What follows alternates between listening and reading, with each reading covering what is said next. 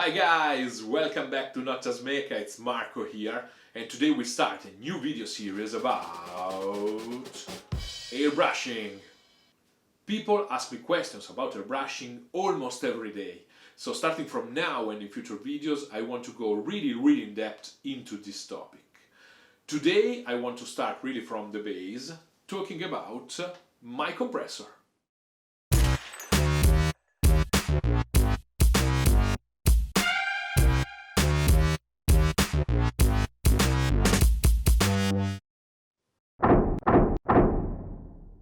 So guys, here is my compressor in all its shiny glory.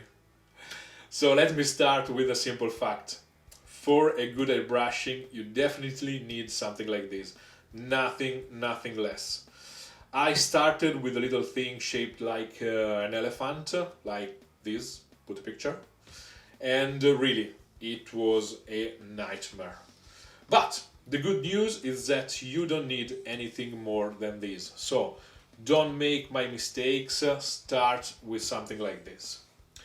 I bought it in a physical shop in my old town in Italy, but I checked, and Fengda, it's a brand, I put a link down below, sells a compressor exactly like this one for design and features, and you can easily find it online for 100, 120 euros, something like that, so it's also quite cheap. Its anatomy is really simple. You have the engine here on top with the switch here, as you can see it's already on. It sucks the air from here and it's collected, let's move it again, here in the bottom tank. When you pull the trigger on your airbrush, you can probably hear the air flowing. Okay. The air flows from the tank through this pressure gauge, and I'll show you everything about the gauge later, how to read it, how to control it, and how to understand it's working. And into the humidity trap here, that's really important. And as you can see here in the bottom, I left some water inside to show you how to unload it, and I do it later when the pressure will be a bit lower. Then you have your tube going to the airbrush. I want to do a little note here. If you have only a little rubber tube from the original box, change it for something like this, because it's much more durable and flexible and better in general. And my tube is 2 meters long. I can show you, but it's 2 meters. Long.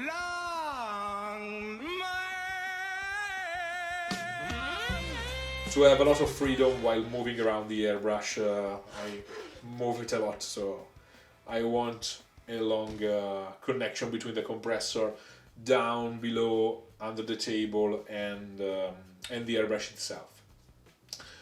With this valve here, you instantly unload the air stored in the tank. It's something you do at the end of the work when the pressure is lower. I can show you now, but you have only to pull the ring here and the air just will flow instantly all around. So this baby weighs 5 kilograms, and you can feel it all from the handle, and its size is roughly 33 by 32, is almost a square here, by 13. So it's quite small and you can keep it easily under your table like mine. It runs on 220, 240 volts, and it comes especially the Fengda one with plugs for all the countries. I have still my Italian one. I have to use an adapter to put it into the wall. And this is quite technical, but you could use the information while looking for yours online. The power of the engine is 1/6 of horsepower, just to know it. That's important. The airflow through the engine is something like 20-23 liters per minute, and you have here 3 liters stored in the tank. 3 liters of air, so it's quite a lot of working time. When the engine is pumping air, it generates something like 50-60 decibels. That could sound scary, but it's really something like a normal human conversation in a public place, in a restaurant, for example. I checked a chart, I put a chart here, so you can work even at night at your room. This is very, very important because a friend of mine thought his compressor was broken. That's important to know. The compressor is now on and it's already working. I set my pressure here on the gauge, and you can see, you can hear, probably not see the air flowing, and basically it starts pumping air only when the pressure in the tank starts to go down from where you set it in the gauge here. So let's try. As you can see, you have quite a lot of working time between an activation and another. The air is going down, the pressure is going down, and suddenly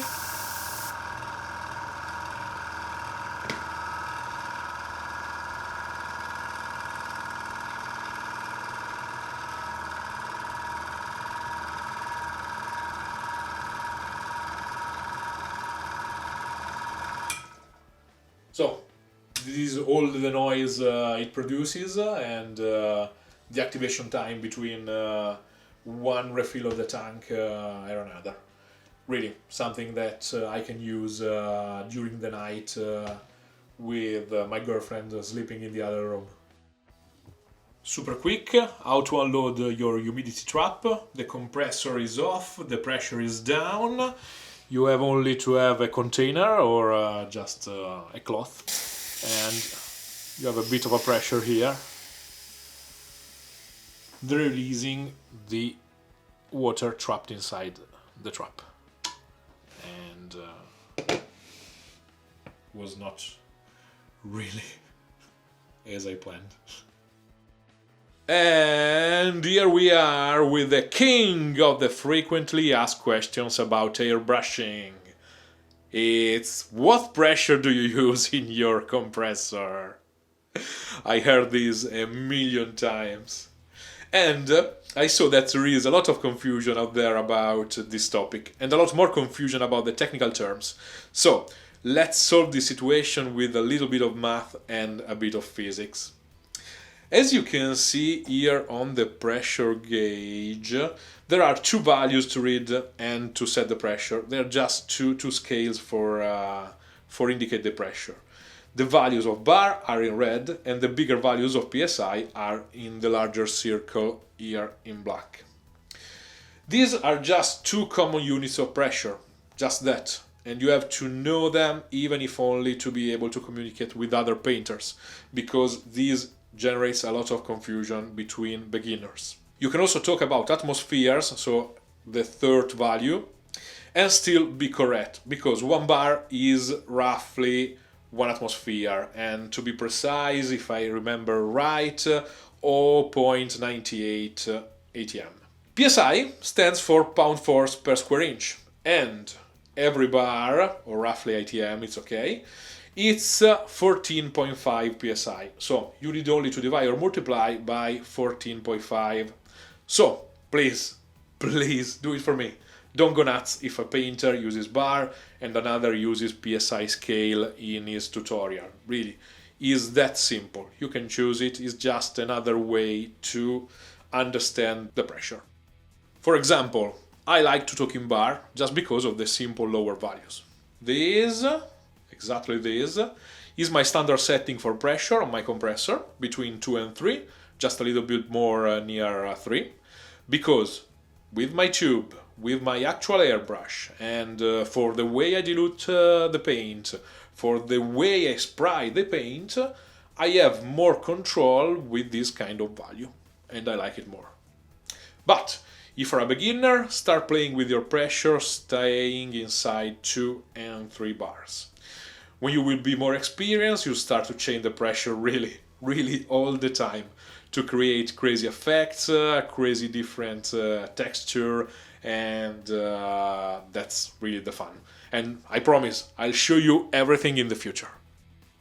So guys, quite a lot of information today, I know, but airbrushing is a vast and sometimes complex topic, so I want you to have all the knowledge you need. And especially for beginners, I want you to start easy and without too much stress if possible. This is only our first step into this world, and in the next future you'll see a ton of videos about tips and tricks to improve your skills with the airbrush. So if you like this video, give it a like and subscribe. Remember, you can always ask me anything down below with a comment, and you can follow my projects during the week using one of the links here. See you soon, guys.